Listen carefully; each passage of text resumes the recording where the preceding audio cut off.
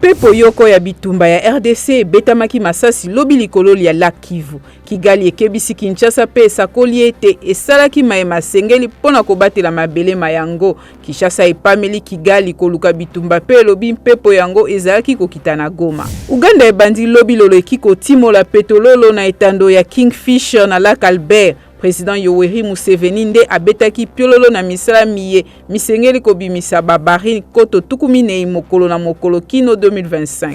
Bitumba bingali makasi kati na FRDC na M23 batomboki ba M23 bapeleli Kinshasa kopekisa yango kokoba kolongwa bisika ebotola pe MONUSCO kopesa FRDC maboko tango esangani na bato mabe pe babundi babikolo bya bapaya. Mangomba mabitumba mabomwa na mboka ma RDC malobi ete misala mya mapona mizali kokende mabe. Mangomba maema kebisi ete moyibi mobongisami.